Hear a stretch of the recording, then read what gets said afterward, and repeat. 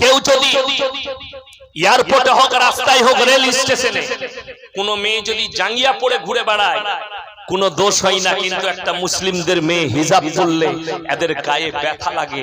এই হারামখোররা এত বড় জঘন্য, আপনি তাদেরকে শিক্ষিত বলেন? কয়েক সপ্তাহ আগে দেখলাম কলকাতার টালিগঞ্জে ল কলেজ নাকি আছে, সেখানকার একজন হিজাব পরিহিতা একজন শিক্ষিকা তাকে হিজাবের জন্য বহিষ্কার করেছিল, চাপেতে আবার ফেরত নিয়েছে। আমি তার কর্তৃপক্ষকে বলবো, তুমি কি পা দেখতে ভালোবাসো? তুমি কি নারীদের জান দেখতে ভালোবাসো? তাহলে তোমার থেকে বড় জিনাখোর পৃথিবীতে কেউ নাই, তোমার থেকে বড় হারামখোর পৃথিবীতে কেউ নেই। আর ইসলাম শুনেলেন হাদিস, আল্লাহর হাবিব সাল্লাল্লাহু আলাইহি সাল্লাম নিজের মাথার পাগড়িটা খুললেন আর হাতেম তায়ের মাথায় বিটির মাথায় চাপিয়ে দিলেন। আল্লাহর নবী সাহাবীরা বললেন, ইয়া রাসূলুল্লাহ, এটা মুশরিকের বিটি। নবীজি ধমক দিলেন, হে আমার সাহাবীরা শোনো, আমি মেয়েদের মাথা ঢাকতে এসেছি, খুলতে আসিনি। জোরে বলুন সুবহানাল্লাহ। নবীজি মেয়েদের মাথা ঢাকতে এসেছে।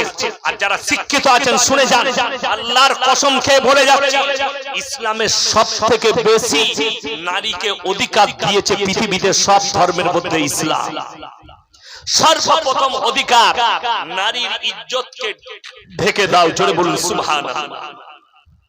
আপনি দেখুন, অনেক যুবকরা আইপিএল খেলা দেখে, দেখেন না দেখেন না, আইপিএল এ মগ্ন। আইপিএল এ কোন প্লেয়ার 6 মারলে 5টা ন্যাংটো নারী ডান্স করে, আইপিএল এ আউট হলে 5টা ন্যাংটো নারী ডান্স দেখা। ভেবে দেখুন, এরা নারীকে বেশি পছন্দ করে না আমাদের মতো মৌলবীরা? তারা নারীর শরীরকে বেশি পছন্দ করে না আমাদের মতো মৌলবীরা? আমাদের জলসা হলে নারীদিকে আমরা পর্দায় রাখি। জোরে বলুন সুবহানাল্লাহ। ঠিক বললাম না ভুল বললাম? আমরা জলসা করলে নারীরা পর্দায় থাকে। আমরা ইসলামে পর্দার বার্তা দিই। আমাদের কাছে আমার মায়ের যতটা ইজ্জত, আমার একটা হিন্দু বোনেরও ততটা ইজ্জত। আমার কাছে আমার বিটির যতটা ইজ্জত, আমার হিন্দু বিটিরও ততটা ইজ্জত। আমার বড় কষ্ট লাগে, দুঃখ লাগে যে সমস্ত হারামের আওলাদরা আজকে মুসলমান প্রতিবাদ করতে জানে না। নাজিয়া ইলাহি খান বলে একটা উকিল আছে, আরএসএস এর দালাল, বিজেপির দালাল, কলকাতায় বসে আছে, প্রতিনিয়ত ইসলামের বিরুদ্ধে কথা বলছে। আমাদের জন্য এরা লুঙ্গি পরা বলছে, আমাদের জন্য কাঠ মোল্লা বলছে। अगर तेरे अंदर हिम्मत है तो हमारे जैसे मौलवी के सामने एक मर्तबा बैठ के देखा। দুটো চারটা গরু গাধাকে নিয়ে এসে বস করায়, মুসলিম নাম, তাদের নাম দিয়েছে মুসলমান, তারা ইসলামের কিছুই জানে না। বড় কষ্ট লাগে। দিল্লির মাটিতে দাঁড়িয়ে বলা হচ্ছে মুসলমান 10-10 बीबियां रखते, 5-5 बीबियां रखते हैं, 4-4 बीबियां रखते हैं। मुसलमान 10-10 बच्चे लेते हैं, मुसलमान 6-6 बच्चे लेते हैं, 7-7 बच्चे लेते हैं। और আমাদের দেশের কিছু শিক্ষিত মুসলমান আছে, গরু আর গাধা, তারা মনে মনে করে এই মৌলবীদের তো কোনো লাইসেন্স নাই, মৌলবীরা 4টা 5টা করে বাচ্চা নেয়, আমরা 4টা 5টা করলে আমাদের হয়, তোদের হবে না। কথাটা বুঝতে পারেন? তোর হবে না, তোর ইঞ্জিনে মাল শেষ। কেন? তুই জিনা করে করে শেষ করে দিয়েছিস। আল্লাহ আমাদেরকে জিনার তৌফিক দেয়নি, হালাল সম্পর্ক। এরপর আপনাদেরকে বলে দিই, আমি প্রুফ দেব। আজকেই আমি এই কয়েকদিন আগে লোড করেছি, ফেসবুক থেকে লোড করেছি, যে আজকে মুসলমানদের ওপরে দায় চাপানো হচ্ছে যে মুসলমানদের কটা করে বাচ্চা আছে, মুসলমানরা কটা করে ছেলে নেয়। আমি আজকেই দেখলাম যে না, এটাকে মালটা আমাদের জন্য বলছে 7টা করে বাচ্চা নেয়। সেই শিক্ষিত মুসলিম দিকে বলে যাচ্ছি, তোমার মুখ থেকে প্রতিবাদ শুনতে চাই। আমাদের 5টা 6টা করে বাচ্চা, আমরা অপরাধী। আমাদের 10টা করে বাচ্চা, আমাদের বাপরা অপরাধী, আমাদের দাদরা অপরাধী। আমাদের জন্য রোজি মাটান কোথা থেকে দিবে সরকার? কিন্তু বড় দুঃখ লাগে, আমাদের দেশের যিনি প্রধানমন্ত্রী মোদিজি, তিনারা 6 ভাই বোন। ক ভাই বোন বললাম? 6 ভাই বোন। আডবাণীজি, তিনারা 8 ভাই বোন। তাগাড়িয়া, তিনারা 9 ভাই বোন। উত্তর প্রদেশের মুখ্যমন্ত্রী যোগী আদিত্যনাথ, তিনারা 7 ভাই বোন। বাল ঠাকরে 9 ভাই বোন। লালু প্রসাদ যাদব 10 ভাই বোন। নরসিংহা রাও 8টা বাচ্চা নরসিংহা রায়ের। তারপরও জনসংখ্যা বৃদ্ধির দায় মুসলমানেরই ঘাড়ে। কথাটা বুঝতে পারলেন? বড় কষ্ট লাগে এদের এতগুলো। আপনারা একজন শিক্ষিত লোক বলুন তো, রবীন্দ্রনাথ ঠাকুর বাপের ক নম্বর সন্তান? তিনি বিশ্বকবি না কবি নয়? তিনি বিশ্বকবি, কবিগুরু রবীন্দ্রনাথ ঠাকুর। তিনারা 14টা ভাই বোন। কটা বললাম? রবীন্দ্রনাথ ঠাকুর বাপের 7 নম্বর সন্তান। যদি মুসলমান শিক্ষিত দিকে বলি, আমাদের 5টা বাচ্চা হলে যদি মূর্খ হয়, রবীন্দ্রনাথ ঠাকুর মা বাপকে কি বলবি? মোদিজির মা বাপকে কি বলবি? আডবাণীজির মা বাপকে কি বলবি? লালু প্রসাদের মা বাপকে কি বলবি? টাগড়িয়ার মা বাপকে কি বলবি? এই উত্তরটা তোর মুখে শুনতে চাই। বড় কষ্ট লাগে। সেই যুগ পেরিয়ে গেছে, যে যুগটাই 5টা 7টা করে বাচ্চাই হারামখোররা বলছে, সেই যুগে আমাদের দেশে মুসলিম, হিন্দু, জৈন, খ্রিস্টান, আপনার আদিবাসী সববারই 5টা 7টা করেই বাচ্চা হতো, ঠিক কিনা? এখন তো স্ট্যান্ডার্ডের যুগ, একটার বেশি বাচ্চা নাই। ঠিক বললাম না ভুল বললাম? 2টোর বেশি বাচ্চা নেই। বলছে 2টোর বেশি বাচ্চা নিলে তাদেরকে বঞ্চিত করা হবে। খুব কষ্ট লাগে যারা বলছেন 2টোর বেশি বাচ্চা নিতে পাবে না। এটা আইন করেছে, তোমাদের আইন মানতে হবে, দেশে বাস করছি, কিন্তু বড় কষ্ট লাগে। এই ফাইসালাটা আজ থেকে 100 বছর আগে যদি নিয়ে নিত আমাদের বাপ দাদরা, তোমরা আর দুনিয়ার মুখ দেখতে পেতে। ঠিক বললাম না ভুল বললাম? তোমরা আর দুনিয়ার মুখ দেখতে না।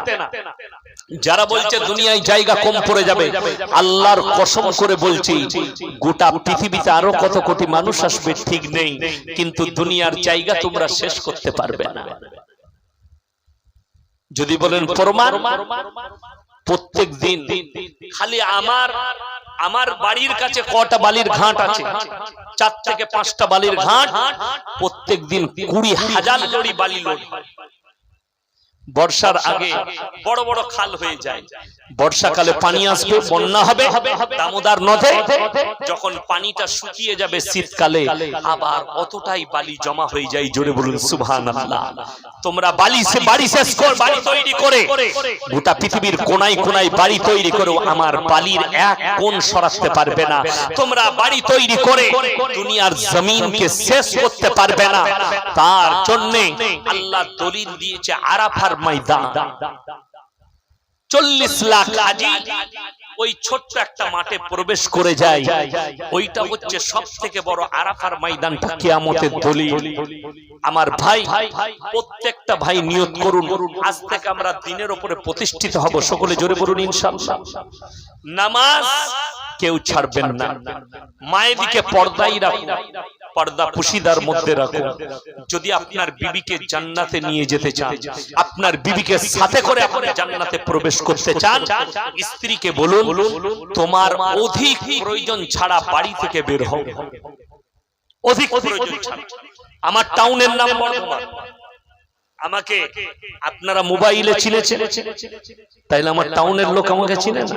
সবাই চিনে, আমাকে অনেক ভালোবাসে। আমার বাজার গলসি বাজারের লোক চিনে। যদি গলসি বাজারে, আমার বাজারে একটা লোক বলে দেয়, একটা দোকানি বলে দেয় ইয়াসিন সাহেবের বিবি বোরকার সঙ্গে পর্দার সঙ্গে এসে একটা রুমাল কিনেছে, তা আমি শওকতের বেটা ওয়াদা করে গেলাম আমাকে ডাকবেন, পাই ক্যামেরা চালিয়ে জুতোর মালা পড়ে যাব আপনাদের কাছ থেকে।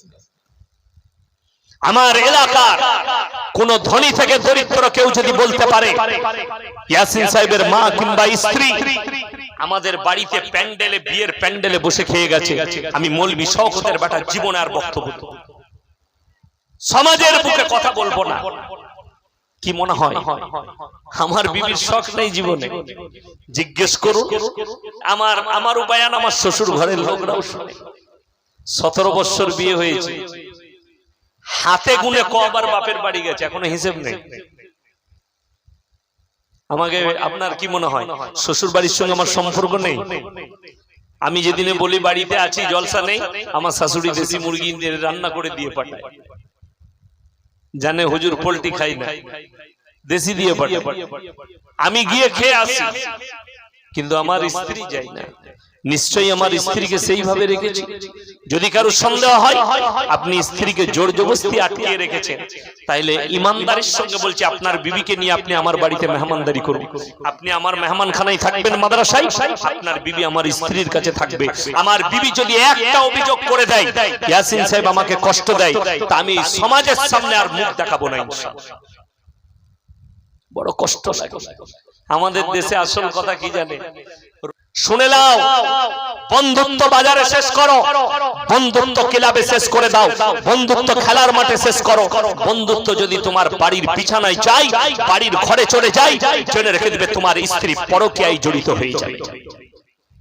আল্লাহ নবী সাল্লাল্লাহু আলাইহি সাল্লামের হাদিস, আখরি জামানা এমন একটা জামানা আসবে, ডেঞ্জার জামানা, যে জামানায় শুনে রেখে দাও কি হবে, আখরি জামানাতে এমন একটা যুগ আসবে সমাজে হারাম আওলাদে ভরে যাবে।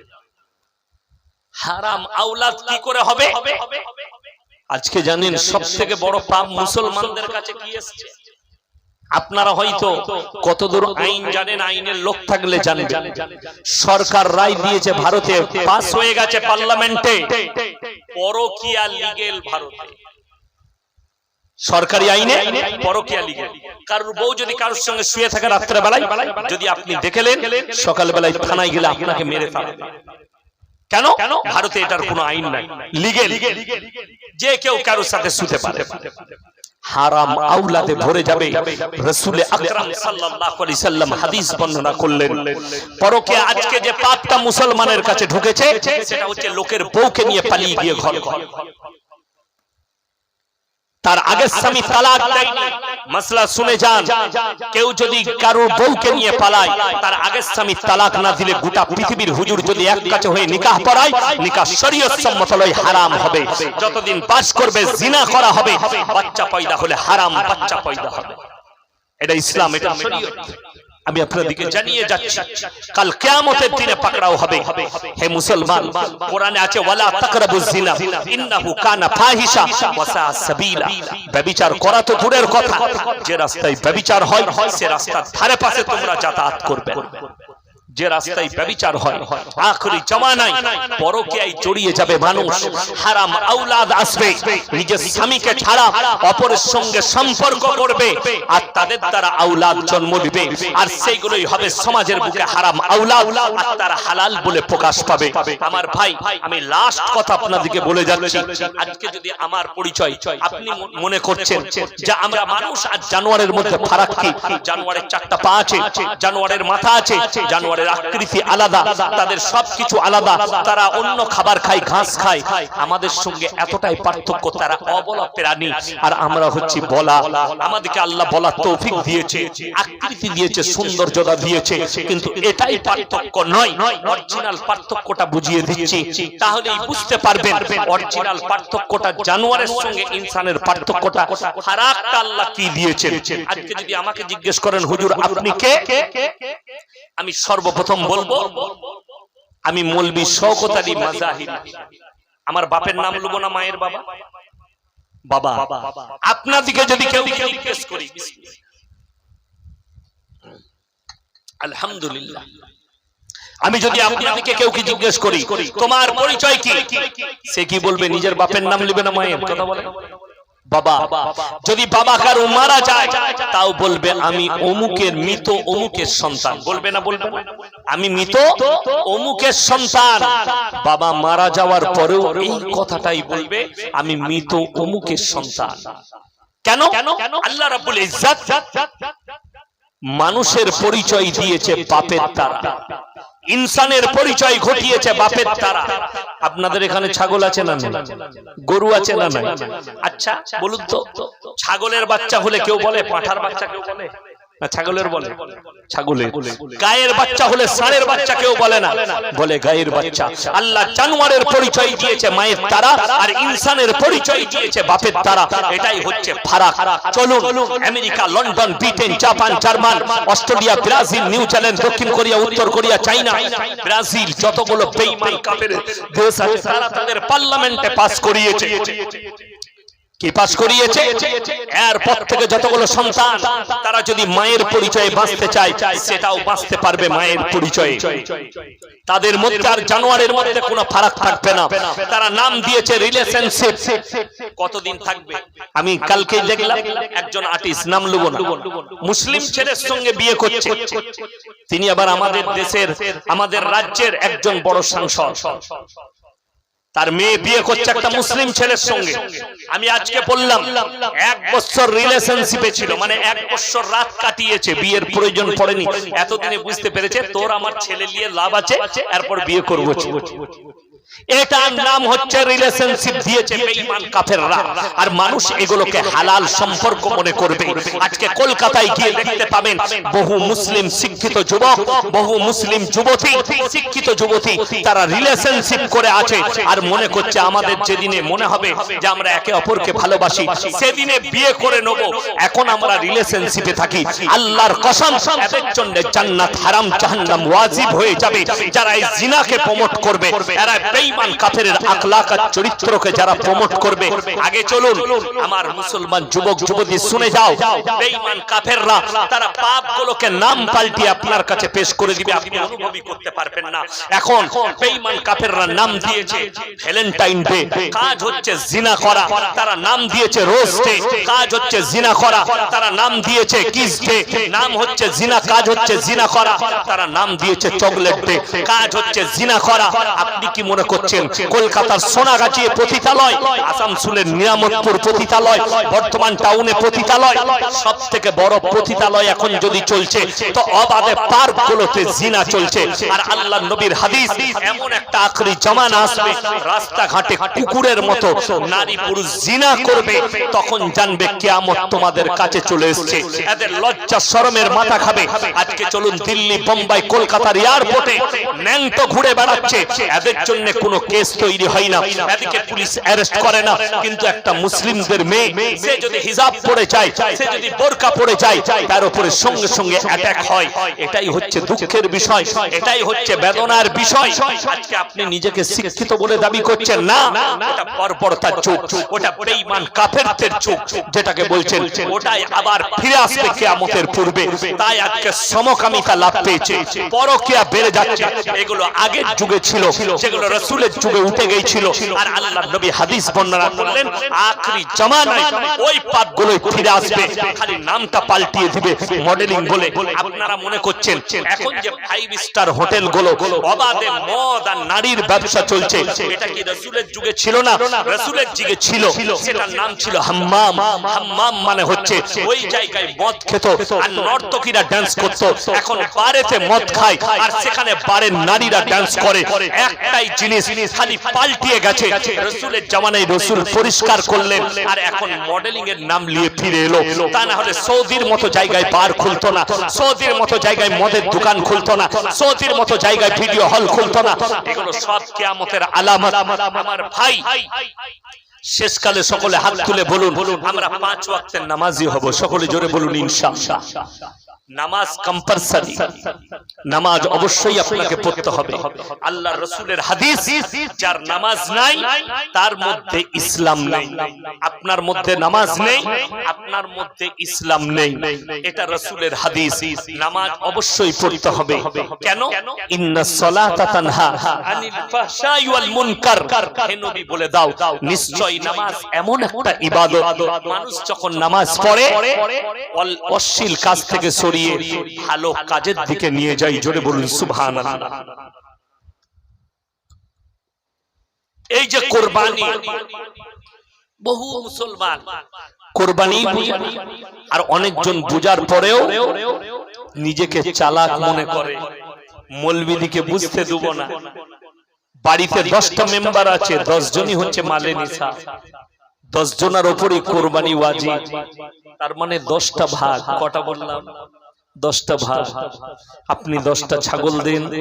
আপনার যদি ওয়াকাত থাকে সবারই নামে কুরবানি দিতে হবে। যদি 14টা মেম্বার থাকে, 14 জনের উপরেই যদি ওয়াজিব থাকে, আপনি 2টো গরু কিনে,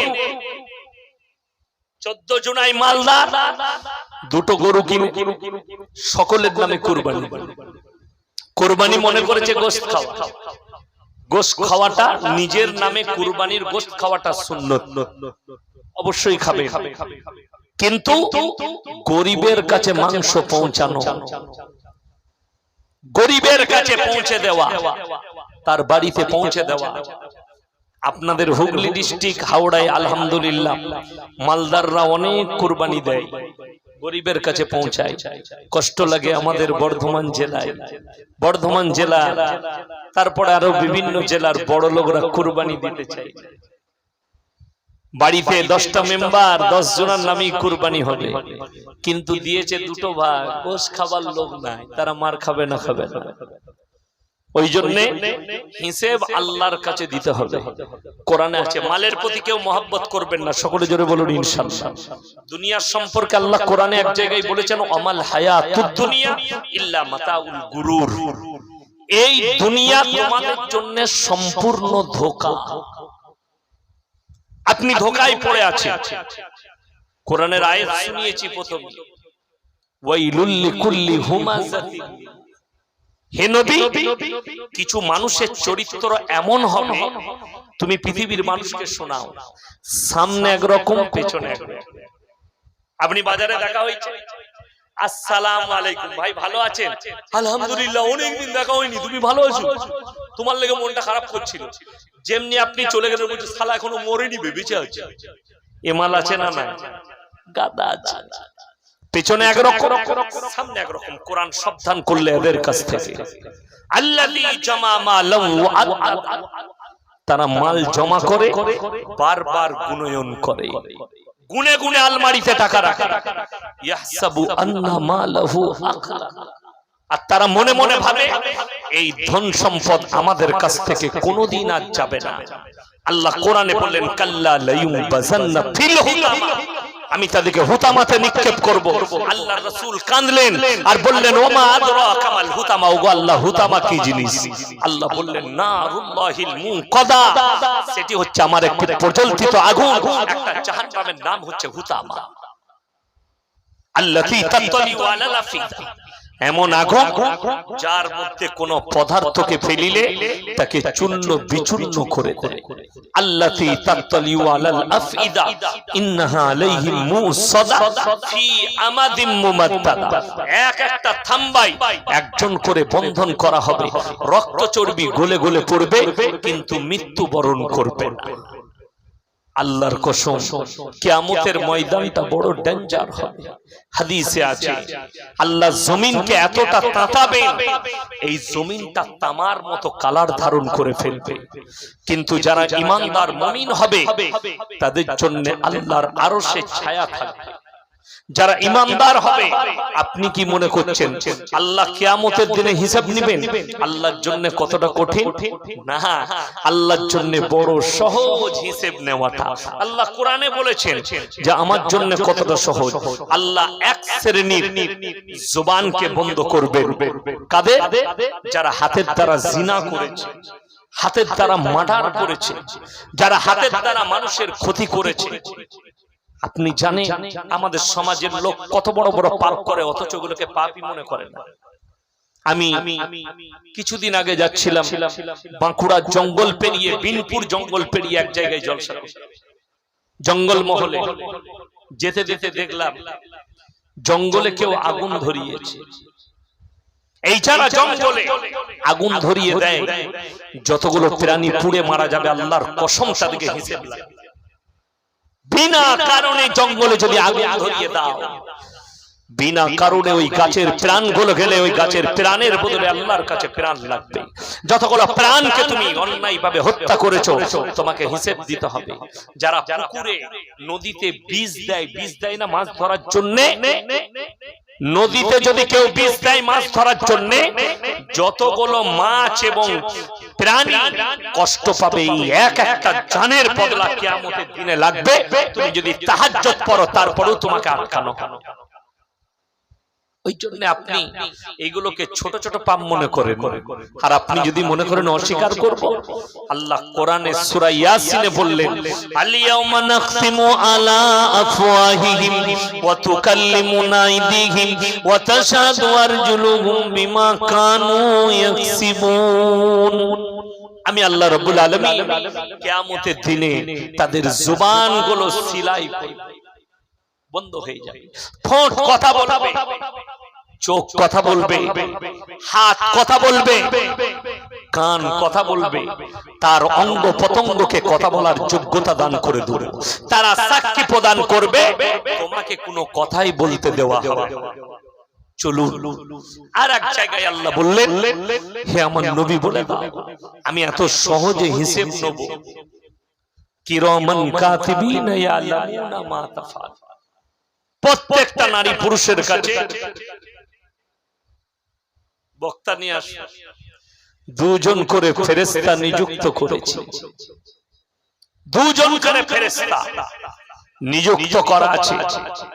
তারা সবাই তোমাদের কাতিব মানে হচ্ছে টাইপ করে করে যারা লেখে তাদেরকে কাতিব বলা হয়। কিরামান কাতিবিন। আমি কিয়ামতের দিনে আল্লাহ তাআলা বলবেন, ইকরা কিতাবাক কাফা বিনাফসিকা আল-ইয়াওমা আলাইকা হাসিবা মান ইতাদা ফাইন্নামা ইয়াহতাদি লিনাফসি ওয়া মান দাল্লা ফাইন্নামা ইয়াদিল্লু আলাইহা ওয়া লা তাজিরু ওয়াজিরাতুন বিজরা উখরা ওয়া মা কুননা মুআযযিবিনা হাত্তা নাবাসা রাসূলা। হে আমার নবী, পৃথিবীর প্রত্যেকটা নারী পুরুষের হাতে তাদের আমলনামা ধরিয়ে দেওয়া হবে। তোমরা নিজের মুখে হিসাব দাও। ইকরা কিতাবাক কাফা বিনাফসিকা আল-ইয়াওমা আলাইকা হাসিবা। পড়ো, নিজের মুখে নিজের পাপ পড়ে শোনাও, নেকি পড়ে শোনাও, নিজের হিসাবটা তুমি নিজের মুখে শোনাও। আল্লাহ বলবেন, কোরআনে বললেন, হে নবী, যারা হিদায়াত প্রাপ্ত হয়েছে তারা নিজের জন্যই হয়েছে, আর যারা পদভ্রষ্ট হয়েছে তারা নিজের জন্যই হয়েছে। যারা পদভ্রষ্ট, কিয়ামতের দিনে তাদের জন্য কোনো রাখওয়ালা থাকবে না। আপনারা কি মনে করছেন গোটা পৃথিবীর মানুষের জন্য মিজান আল্লাহ দাঁড় করাবেন না? আল্লাহ তাতগাউ ফিল মিজান, নেকির পাল্লা মাপা হবে শুধুমাত্র ঈমানদারদের, যারা কালমা পড়েছে, যারা নিজেকে মুসলমান বলে দাবি করেছে তাদের হিসাব। আল্লাহ তাআলা যারা কালমা পড়েনি, বেঈমান কাফের, তাদের একটাই হিসাব জাহান্নাম। আপনারা অবাক হবেন শুনলে, এক শ্রেণীর মানুষ সবথেকে প্রথমে জান্নাতে যাবে। জোরে বলুন সুবহানাল্লাহ। তারা কারা জানেন? এক নম্বর, আমরা সকলে জানি পৃথিবীর সবথেকে বড় জঙ্গলের নাম হচ্ছে অ্যামাজনের জঙ্গল। আমরা জানি আর একটা দ্বিতীয় বড় জঙ্গল, সেটার নাম হচ্ছে আফ্রিকার জঙ্গল। জঙ্গলে এক শ্রেণীর জাতি বাস করে, সেটাকে আমরা আদিবাসী বলি। যাদের কাছে ইসলামের কোন দাওয়াতই পৌঁছায়নি, কালমার কোন দাওয়াত পৌঁছায়নি, কোন ধর্মের কোন দাওয়াত পৌঁছায়নি, আল্লাহ রাব্বুল ইজ্জত কিয়ামতের দিনে তাদের জন্য দুটো দরজা খুলবেন, একটা জাহান্নাম, একটা জান্নাত, আর বলবেন তোমরা তোমাদের ইচ্ছামতো দরজায় প্রবেশ করো। তারা জান্নাতে প্রবেশ করবে, তারা জান্নাতেই। জোরে বলুন সুবহানাল্লাহ। আরেক শ্রেণীর লোক বিনা হিসাবে জান্নাতে যাবে, সেটা হচ্ছে যাদের ব্রেন গুলো পাগল, যাদেরকে আমরা পাগল বলে থাকি। যারা পাগল, এদের জন্য কোনো হিসাব হবে না। এদিকে কিয়ামতের দিনে বলা হবে তোমরা জান্নাতে প্রবেশ করো। জোরে বলুন সুবহানাল্লাহ। যারা কি বলে নিজে জানে না, কি করে নিজে জানে না, কি খায় নিজে জানে না, কোথায় যায় নিজে জানে না, আল্লাহ এদের জন্য বিনা হিসাবে জান্নাত দেবেন। সকলে জোরে বলুন সুবহানাল্লাহ। আপনি পাগলকে ঘৃণা করছেন। যারা চোখের অন্ধ, তারা কিয়ামতের দিনে বেঁচে যাবে। চোখের পাপ থেকে আল্লাহ তাদেরকে হেফাজত করবেন, তাদেরকে চোখের হিসাব লাগবে না।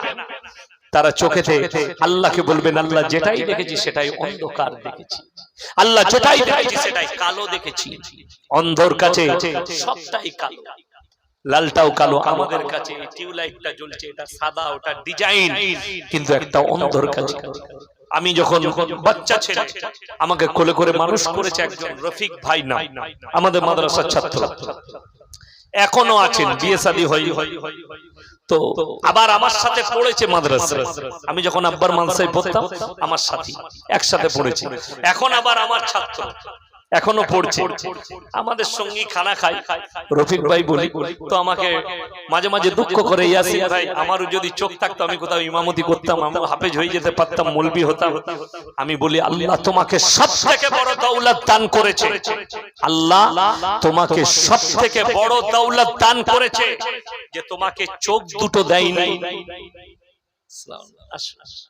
নারায়ে তাকবীর, নারায়ে তাকবীর। ভাই ভাইজান চলে এসেছেন, আমি আর বেশি কিছু বলবো না। আল্লাহ যাকে চোখ দেয়নি তাকে একটা বড় নিয়ামত দিয়েছে, চোখের পাপ থেকে আল্লাহ হেফাজত করেছে।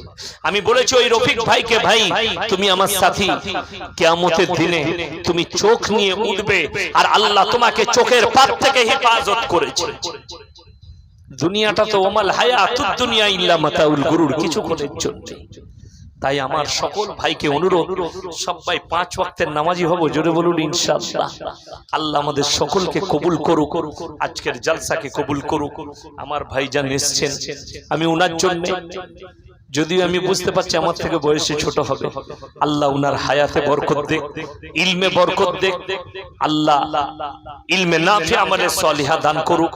পৃথিবীর যত জায়গায় ইসলামের মেহনত